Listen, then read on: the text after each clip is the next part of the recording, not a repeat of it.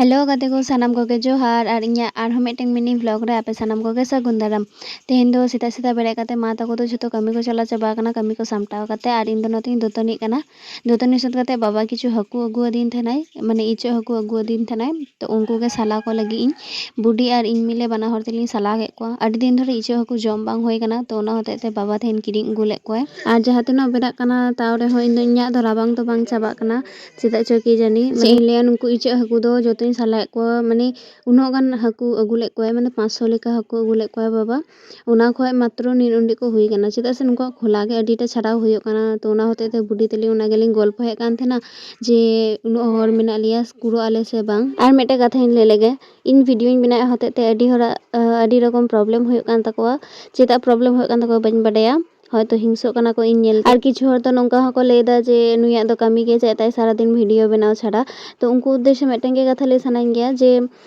इन video बनाय दिन आले ओरा ओरा प्रॉब्लम बा होय कना उनको चेदा प्रॉब्लम होय कना इन बाइन बुझ दाड़ाया कना वीडियो बनाव जहाय को मने गे जे फालतू कोनो कमी बानु तो उनको उद्देश्य मेटें के कथा ले सनाइन गया जहाय वीडियो को बनाय गया एकमात्र उनको को बाटाया जे वीडियो बनाव तिनो कष्ट गया तिनो किछु माने वीडियो बनाव तारपर वॉइस एम बहुत कष्ट गया आर मेटें कथा जहाय इन ᱧᱩᱛᱩᱢ ते उल्टो पाल्टा पे लेदा से चे नुई फालतू कमी बनोते हेनतेन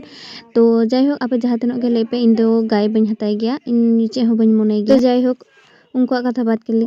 आर नितो हाकु को साला सोत काते जतिन आरु सफा के को भागे ठीक करे कारण कटी तावरे हो खोला को तहे कान ताको के उनको भागे ठीक करे छाड़ाव केदा तारपर भागे ठीक करे आरु सफा काते बुलुंग और सासांग कटिंग माखा को माखा सोत काते जतो सुनुम रिंग भाजी राका के को और कয়েক दिन धरे तो माने जतो हर मिठेन को इसिन बारसांग थेना तो ओना हतेते माने इन दो इन छोटो काका हपन मेनतिन हकावा गया तो जतो को जेहेतु हपन गे ओना हतेते तो हपन ताको तहे काना को तारपर इन हातम ताको को हेलेना तो जतो हर हेलेन हतेते आडी हर को तहे काना तो मिठेन गे इसिन बारसांग हुयो कान थेना तो ओना हतेते नुवा चुल्हा एखोनो खुलो बांग होय काना और नुआ चुल्हा जेहेतु खुलो बांग होइलेन थे तो ओना होते नुंकु हाकु को नुआ रेगिन भाजी के को और सत्यि कथा बोलते इन बाबा ताको ठे हेज लेखा चेदा चो इन सब समय हाना निया जम भेतरे गिन तहन गया तो जाय होक तेहेन रिया वीडियो दो नुन धबे गे नापाम होया और मेटें वीडियो रे तते कोन तेरी जतो नापाय रेपे तहना सुस्त रेपे तहना और इnya तेहेन रिया वीडियो चेल का पे बुझो केदा अवश्य लाइक और छोटो पारा कमेंट काते पे बाटाय हचिnya तो और हें जतो और मेटें कथा लेतुन हिरिंग गदा इnya और मेटें फेसबुक पेज खुलो गदी जहां दो हेमरम मंदिरा बोले उनार हो जतो सपोर्ट इnya पे थोड़ा मा तबे जोहार।